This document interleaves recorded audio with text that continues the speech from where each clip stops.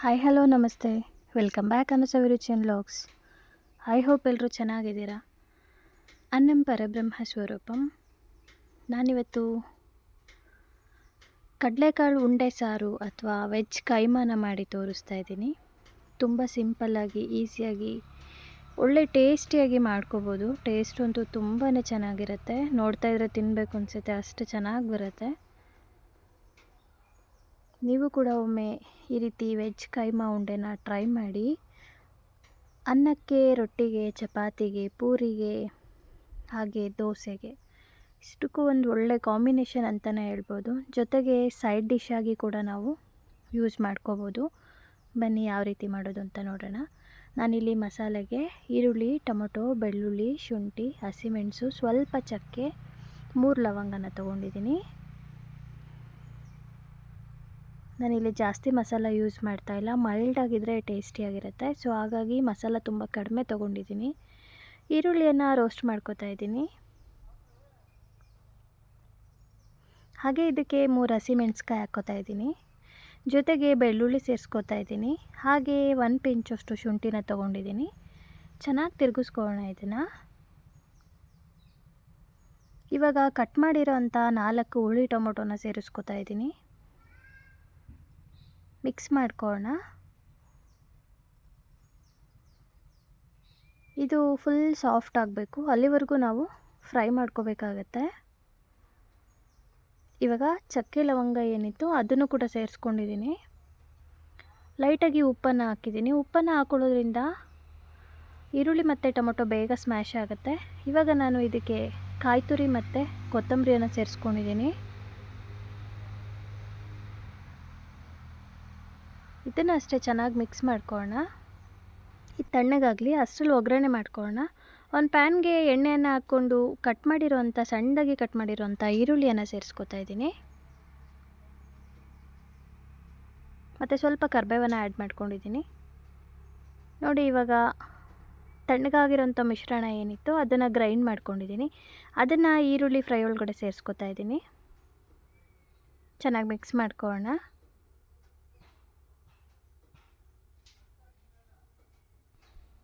ಇದಕ್ಕೆ ಒಂದು ಚಿಟಿಕೆಯಷ್ಟು ಅರಿಶಿಣ ಸೇರಿಸ್ಕೊಳ್ಳೋಣ. ಹಾಗೆ ಖಾರದ ಪುಡಿ 1 ಸ್ಪೂನಷ್ಟು ಹಾಕ್ಕೋತಾ ಇದ್ದೀನಿ. ಸ್ವಲ್ಪ ಧನಿಯಾ ಪೌಡರು ಮಿಕ್ಸ್ ಮಾಡ್ಕೊಳ್ಳೋಣ. ಇವಾಗ ಚೆನ್ನಾಗಿ ಮಿಕ್ಸ್ ಆದಮೇಲೆ ಮಿಕ್ಸಿ ಜಾರ್ ಏನಿರುತ್ತೆ ಅದಕ್ಕೆ ನೀರನ್ನು ಸೇರಿಸ್ಕೊಂಡು ಎಷ್ಟು ಬೇಕಷ್ಟು ನೀರನ್ನು ಆ್ಯಡ್ ಮಾಡ್ಕೊಳ್ಳೋಣ. ಇದು ಸ್ವಲ್ಪ ತೆಳುನೇ ಮಾಡ್ಕೊಳ್ಳೋಣ. ಅದು ಕುದೀತಾ ಗಟ್ಟಿ ಬರುತ್ತೆ. ನಾವು ಇದನ್ನು ಲೋ ಫ್ಲೇಮಲ್ಲೇ ಮಾಡ್ಕೋಬೇಕು. ಚೆನ್ನಾಗಿ ಕುದಿಬೇಕು ಮಸಾಲೆ. ಮತ್ತಷ್ಟು ಉಪ್ಪನ್ನು ಹಾಕೋಣ ಟೇಸ್ಟ್ ನೋಡಿಕೊಂಡು. ನಾನು 4ರಿಂದ 5 ಅವರು ಕಡಲೆಬೇಳೆಯನ್ನು ನೆನೆಸಿದ್ದೀನಿ ವಾಶ್ ಮಾಡಿ. ಇದನ್ನು ಒಂದ್ಸಲ ಕೈ ಆಡಿಸ್ಕೊಂಡು ಮತ್ತೆ ಲಿಡ್ ಕ್ಲೋಸ್ ಮಾಡ್ಕೊಳ್ಳೋಣ. ಆವಾಗವಾಗ ತಿರುಗಿಸ್ಕೊತಾ ಇರಬೇಕು, ಇಲ್ಲಾಂದರೆ ತಳ ಹಿಡಿಯುತ್ತೆ. ಇವಾಗ ಕಡಲೆಬೇಳೆ ಏನಿತ್ತು ಅದಕ್ಕೆ ಕಡಲೆ ಮತ್ತು ಕಾಯಿಯನ್ನು ಸೇರಿಸ್ಕೊಂಡಿದ್ದೀನಿ. ಇದನ್ನು ರುಬ್ಕೊಳ್ಳೋಣ. ಎಷ್ಟು ಸಾಧ್ಯನೋ ಅಷ್ಟು ಫೈನ್ ಪೇಸ್ಟ್ ಮಾಡ್ಕೊಳ್ಳೋಣ. ನೀರು ಹಾಕೋದು ಬೇಡ ಇದಕ್ಕೆ, ಹಾಗೆ ರುಬ್ಕೊಳ್ಳೋಣ.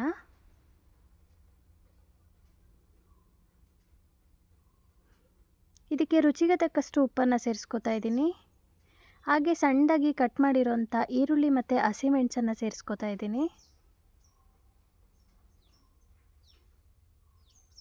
ಜೊತೆಗೆ 1/2 ಸ್ಪೂನಷ್ಟು ಶುಂಠಿ ಬೆಳ್ಳುಳ್ಳಿ ಪೇಸ್ಟ್ ಸೇರಿಸ್ಕೊತಾ ಇದ್ದೀನಿ. ಸ್ವಲ್ಪ ಕಾರ್ನ್ಫ್ಲೋರನ್ನು ಹಾಕ್ಕೋತಾ ಇದ್ದೀನಿ. 2ರಿಂದ 3 ಸ್ಪೂನಷ್ಟು ಕಾರ್ನ್ಫ್ಲೋರ್ ಸೇರಿಸ್ಕೊತಾ ಇದ್ದೀನಿ. ಹಾಗೆಯೇ ಕೊತ್ತಂಬರಿ ಮತ್ತು ಪುದೀನ ಕಟ್ ಮಾಡ್ಕೊಂಡಿರೋ ಅಂಥದ್ದು 2 ಸೇರಿಸ್ಕೊತಾ ಇದ್ದೀನಿ. ಕಾರ್ನ್ಫ್ಲೋರನ್ನು ಏನಕ್ಕೆ ಸೇರಿಸ್ಕೊತಾ ಇದ್ದೀವಿ ಅಂತಂದರೆ ನೀರಿನಂಶ ಎಲ್ಲ ಫುಲ್ ಹೀರ್ಕೊಳ್ಳುತ್ತೆ. ಉಂಡೆ ಮಾಡಲಿಕ್ಕೆ ಚೆನ್ನಾಗಿ ಬರುತ್ತೆ. ಎಣ್ಣೆಯಲ್ಲಿ ಹಾಕಿದಾಗ ಅದು ಓಪನ್ ಆಗೋದಿಲ್ಲ. ಸೊ ಆ ರೀಸನ್ಗೋಸ್ಕರ 2 ಸ್ಪೂನಷ್ಟು ಕಾರ್ನ್ಫ್ಲೋರನ್ನು ಹಾಕ್ಕೊತಾ ಇದ್ದೀನಿ. ಕಾರ್ನ್ಫ್ಲೋರ್ ಇಲ್ಲ ಅಂದರೆ 1 ಸ್ಪೂನಷ್ಟು ಅಕ್ಕಿ ಹಿಟ್ಟನ್ನು ಹಾಕ್ಕೊಂಡು ನಡೆಯುತ್ತೆ. ನೋಡಿ, ಈ ರೀತಿ ಉಂಡೆಗಳನ್ನ ಮಾಡ್ಕೊಳ್ಳೋಣ. ಹಾಗೆ ಪಕ್ಕದಲ್ಲಿ ಎಣ್ಣೆಯನ್ನು ಕೂಡ ಕಾಯಲಿಕ್ಕೆ ಇಟ್ಕೊಳ್ಳೋಣ. ನೋಡಿ, ಈ ರೀತಿ ಉಂಡೆ ರೆಡಿಯಾಗಿದೆ. ಇದನ್ನು ಇವಾಗ ನಾವು ಡೀಪ್ ಫ್ರೈ ಮಾಡ್ಕೊಳ್ಳೋಣ. ಎಣ್ಣೆ ಕೂಡ ಕಾದಿದೆ.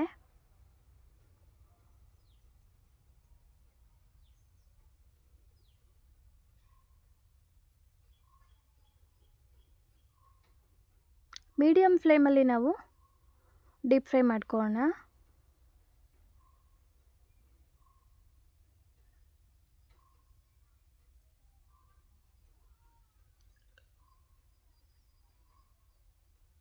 ಯಾರೆಲ್ಲ ನನ್ನ ಚಾನಲ್ ಸಬ್ಸ್ಕ್ರೈಬ್ ಮಾಡದೆ ನೋಡ್ತಾ ಇದ್ದೀರಾ, ಸಬ್ಸ್ಕ್ರೈಬ್ ಮಾಡ್ಕೊಂಡು ನೋಡಿ. ಹಾಗೆ ಪಕ್ಕದಲ್ಲಿರೋಂಥ ಬೆಲ್ಲೈಕನ್ ಕ್ಲಿಕ್ ಮಾಡಿ ನನ್ನ ಎಲ್ಲ ವಿಡಿಯೋ ನೋಟಿಫಿಕೇಷನ್ ಕೂಡ ನೀವು ಪಡಿಬೋದು. ಇವಾಗ ಒಂದು ಸಲ ತಿರುಗಿಸ್ಕೊಳ್ಳೋಣ. ನಾವು ಉಂಡೆನ ಹಾಕಬೇಕಾದ್ರೆ ಲೋ ಫ್ಲೇಮ್ ಇಟ್ಕೋಬೇಕು. ಉಂಡೆ ಹಾಕಿ ಆದಮೇಲೆ ನಾವು ಮೀಡಿಯಮ್ ಫ್ಲೇಮ್ಗೆ ಇಟ್ಕೋಬೇಕು. ಒಳಗಡೆ ಬೇಯೋದಿಲ್ಲ ಹೈ ಫ್ಲೇಮ್ ಇಟ್ಕೊಂಡ್ರೆ. ಸೊ ಹಾಗಾಗಿ ನೋಡಿ, ಇಷ್ಟು ಕಲರ್ ಬರೋವರೆಗೂ ನಾವು ರೋಸ್ಟ್ ಮಾಡ್ಕೊಳ್ಳೋಣ. ಎಲ್ಲ ಕಡೆ ಚೆನ್ನಾಗಿ ಕಲರ್ ಬರಬೇಕಿದು, ಗೋಲ್ಡನ್ ಕಲರು. ತುಂಬ ಡಾರ್ಕ್ ಕೂಡ ಬೇಡ.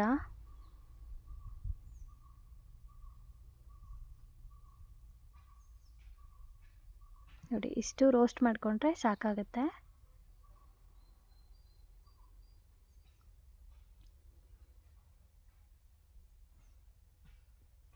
ಹಾಗೆ ನಾನು ಮಿಕ್ಕಿರೋಂಥ ಉಂಡೆಗಳೇನಿತ್ತು ಅದನ್ನು ಕೂಡ ಡೀಪ್ ಫ್ರೈ ಮಾಡ್ಕೋತಾ ಇದ್ದೀನಿ.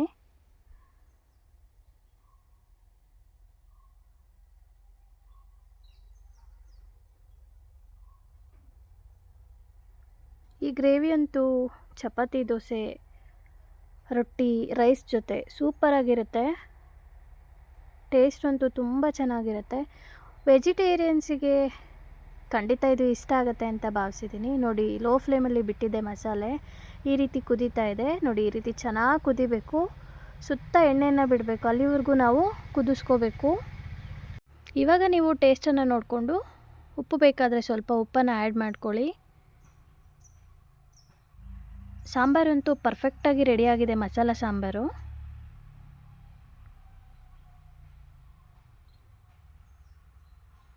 ಇವಾಗ ನಾನು ಉಂಡೆ ಏನು ಡೀಪ್ ಫ್ರೈ ಮಾಡ್ಕೊಂಡಿದ್ದೆ ಅದೇ ಉಂಡೆಗಳನ್ನ ಒಂದೊಂದನ್ನೇ ಈ ಮಸಾಲ ಸಾಂಬಾರು ಏನು ಕುದೀತಾ ಇದೆ ಈ ಸಾಂಬಾರು ಒಳಗಡೆ ಹಾಕ್ಕೋತಾ ಇದ್ದೀನಿ.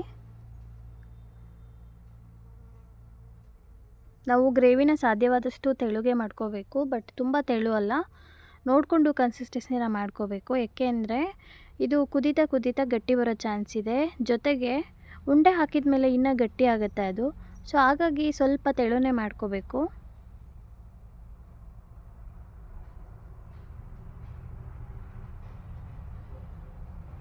ಯಾವಾಗಲೂ ಒಂದೇ ಥರ ಫುಡ್ಡನ್ನು ತಿಂದು ಬೋರ್ ಆದಾಗ, ಹೊರಗಡೆ ಏನಾದರೂ ತಿನ್ನಬೇಕು ಅನ್ನಿಸಿದಾಗ ಮನೆಯಲ್ಲಿ ಈ ರೀತಿ ಸಿಂಪಲ್ಲಾಗಿ ಮಾಡಿಕೊಂಡು ತಿನ್ಬೋದು. ತುಂಬ ಟೇಸ್ಟಿಯಾಗಿರುತ್ತೆ, ಹೈಜಿನಾಗಿ ಕೂಡ ಇರುತ್ತೆ. ಖಂಡಿತ ಎಲ್ರಿಗೂ ಕೂಡ ಇಷ್ಟ ಕೂಡ ಆಗುತ್ತೆ. ಮನೇಲಿ ಮಾಡಿದ್ರೆ ಎಲ್ಲರೂ ತಿಂತೀವಿ. ಕೆಲವರು ಹೋಟೆಲಲ್ಲಿ ತಿನ್ನೋಕ್ಕೆ ಇಷ್ಟಪಡಲ್ಲ, ಹೊರಗಡೆ ಹೋಗೋದಕ್ಕೆ ಒಂದು ಏಜ್ ಆದವರು ಇಷ್ಟಪಡಲ್ಲ. ಸೊ ಮನೆಯಲ್ಲಿ ಆ ರೀತಿಯವರು ಇದ್ದಾಗ ಮನೆಯಲ್ಲೇ ಈ ರೀತಿ ಮಾಡಿಕೊಡಿ, ಖಂಡಿತ ಖುಷಿಪಟ್ಟು ತಿಂತಾರೆ. ನಾನಿವಾಗ ಕೊತ್ತಂಬರಿಯನ್ನು ಹಾಕ್ಕೊಂಡಿದ್ದೀನಿ.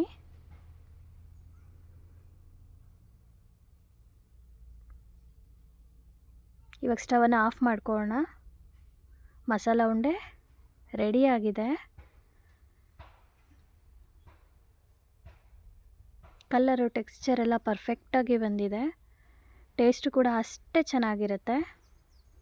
ನೀವು ಕೂಡ ಮನೆಯಲ್ಲಿ ಒಂದು ಸಲ ಟ್ರೈ ಮಾಡಿ, ಖಂಡಿತ ಎಲ್ರಿಗೂ ಇಷ್ಟ ಆಗುತ್ತೆ. ನೋಡಿ ಗ್ರೇವಿ ಎಷ್ಟು ಗಟ್ಟಿಯಾಗಿದೆ ಅಂತ.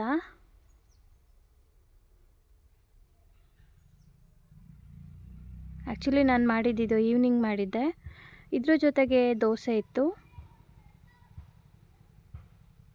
ರೊಟ್ಟಿಗಂತೂ ಮತ್ತು ಚಪಾತಿಗಂತೂ ಸೂಪರಾಗಿರುತ್ತೆ. ನನ್ನ ಈ ವಿಡಿಯೋ ಇಷ್ಟ ಆದಲ್ಲಿ ಫ್ಯಾಮಿಲಿ, ಫ್ರೆಂಡ್ಸ್, ರಿಲೇಟಿವ್ಗೆ ಶೇರ್ ಮಾಡಿ. ಹೇಗಿತ್ತು ಅಂತ ಕಮೆಂಟ್ ಸೆಕ್ಷನಲ್ಲಿ ಮರೀದೆ ತಿಳಿಸಿ. ವೆಜ್ ಕೈಮಾ ಉಂಡೆ ಅಥವಾ ಕಡಲೆಬೇಳೆ ಉಂಡೆ ಸಾರು ಖಂಡಿತ ಇಷ್ಟ ಆಗುತ್ತೆ ಅಂತ ಅಂದ್ಕೊಂಡಿದ್ದೀನಿ. ನೀವು ಕೂಡ ಒಂದು ಸಲ ಟ್ರೈ ಮಾಡಿ, ಮಕ್ಕಳಿಗಂತೂ ತುಂಬಾ ಇಷ್ಟ ಆಗುತ್ತೆ.